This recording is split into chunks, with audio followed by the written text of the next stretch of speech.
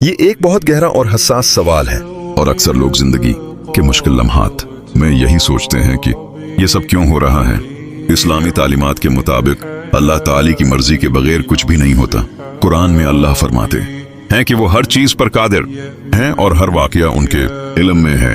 लेकिन इस बात को समझने के लिए चंद अहम निकात हैं। एक, अल्लाह की हिकमत, विजडम। हम इंसान महदूद अक्ल रखते हैं, जबकि अल्लाह की हिकमत बेहद वसीआ है। बाद औकात जो चीज हमें बुरी लगती है उसमें भी हमारे लिए बेहतरी छुपी होती है। जैसे कुरान में आता है, मुमकिन है तुम किसी चीज को नापसंद करो और वो तुम्हारे लिए बेहतर हो। 2, आजमाइश, टेस्ट। दुनिया एक इम्तिहान है। खुशी और गम दोनों इंसान के लिए आजमाइश हैं।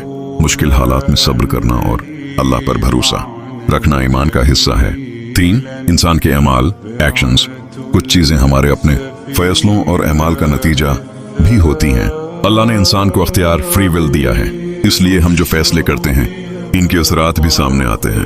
4, सबक और बेहतरी, ग्रोथ। मुश्किलात हमें मजबूत बनाती हैं, हमें सिखाती हैं और हमें अल्लाह के करीब ले आती हैं। अक्सर लोग मुश्किल वक्त में ही अल्लाह को ज्यादा याद करते हैं।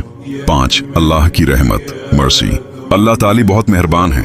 कभी कभी वो हमें किसी बड़ी मुसीबत से बचाने के लिए छोटी आजमाइश देते हैं या किसी गलत रास्ते से वापस लाने के लिए मुश्किल वक्त दिखाते हैं। आखिर में ये मानना कि अल्लाह की मर्जी के बगैर कुछ नहीं होता हमें सब्र, सुकून और उम्मीद देता है।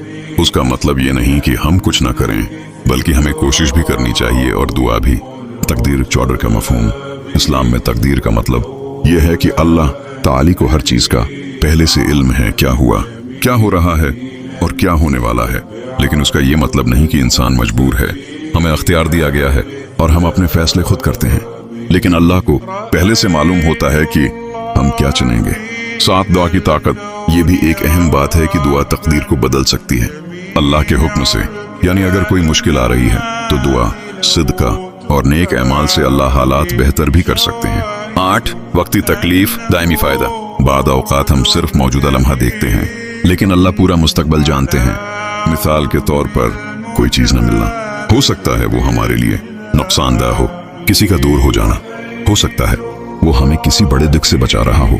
यानी हर वाकया के पीछे कोई ना कोई हिकमत होती है, चाहे वो हमें फौरन समझ ना आए। 9, सब्र और शुक्र का तवाजुन।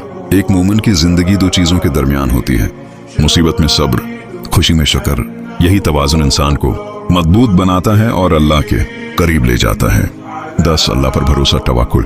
अल्लाह पर भरोसा करने का मतलब ये नहीं कि हम हाथ पर हाथ रखकर बैठ जाएं, बल्कि हम पूरी कोशिश करें, फिर नतीजा अल्लाह पर छोड़ दें। जो नतीजा आए उसे कबूल करें कि उसमें